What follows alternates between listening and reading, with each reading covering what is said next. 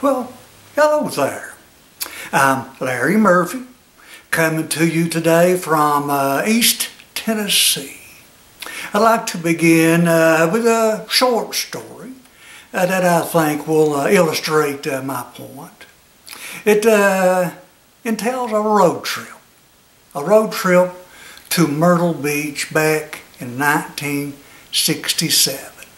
Some buddies and I, well, we're ready for some fun and excitement as we head out for Myrtle Beach itself. And having never seen the ocean before, we are understandably excited about seeing it. So as soon as we arrive and see the ocean, we search out a place to park.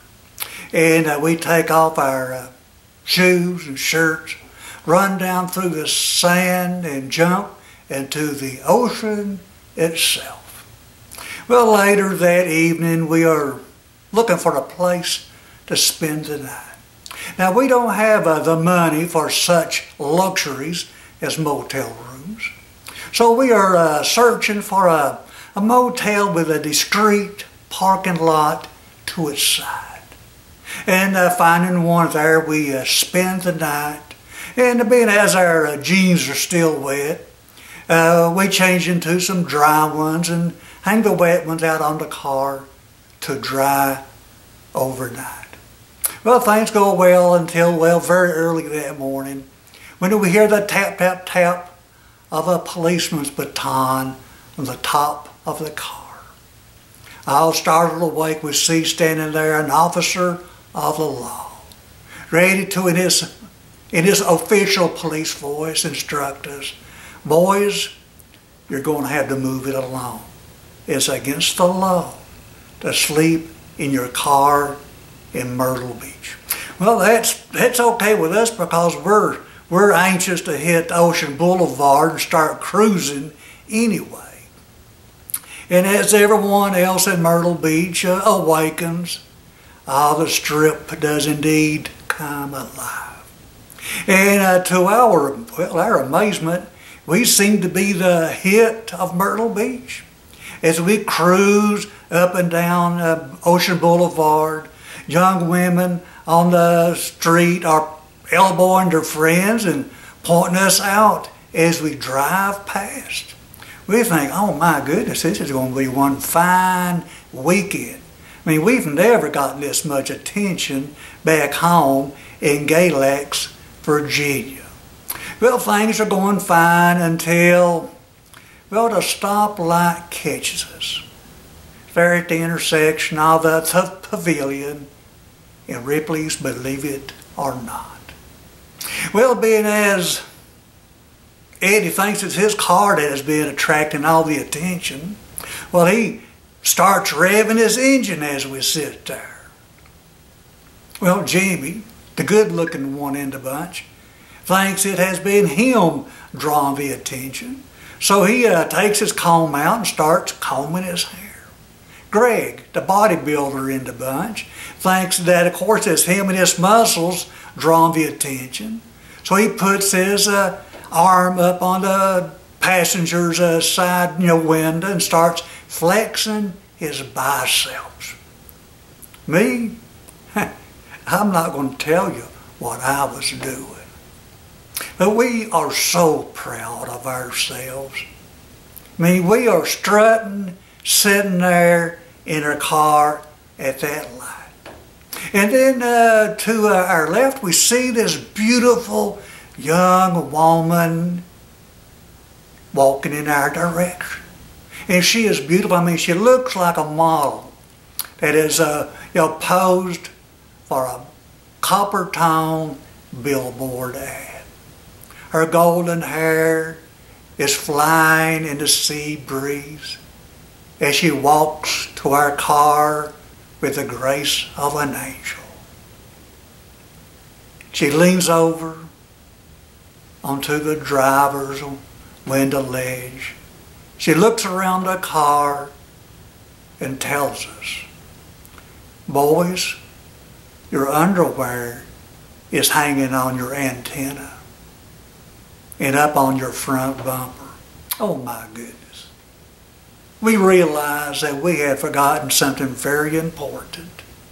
That morning when the policeman had woke us up and we jumped out and removed our wet jeans from the car, we had forgotten to also remove our underwear. So there all morning we've been driving up and down Ocean Boulevard with a pair of tidy whities blowing in the breeze on the antenna like a flag. We're so ashamed of ourselves now, we just can't wait for the light to turn green.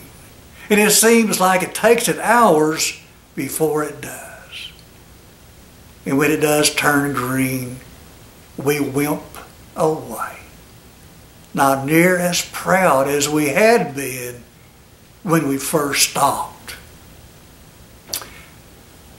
The reason for me telling you this story, because it perfectly illustrates what a true prophet, a true preacher is called to do. For you see, in essence, she was playing the role of a prophet in a bikini. Because what she was doing was, she was telling us the truth about ourselves. And the truth was something that was painful. The truth was that rather than being proud of our shameful behavior, we all along should have been ashamed. As was the case, the people that the Apostle Paul was writing to in Romans chapter 6, verse 21.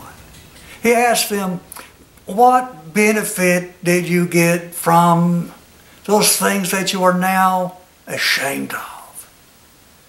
Now he knew that they had received, some benefits at the time. If sinful behavior, shameful behavior did not have its benefits, its pleasure, we wouldn't do it. But his point was that now that they realized that they all along should have been ashamed of what they were doing, the shame that they were experiencing was much greater than the pleasure that had come their way through their sin.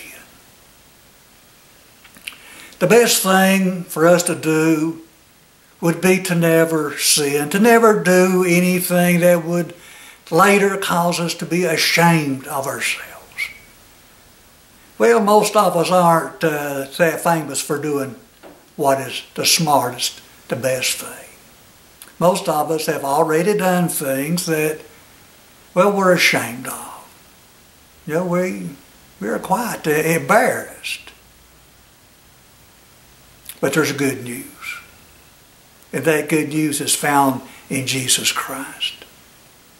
And in the fact that due to his enduring the shame of the cross, we can be forgiven of those shameful things that we did in our past. And in addition, as did that prophet in a bikini, he gives us a second chance to live a life that we can be proud of.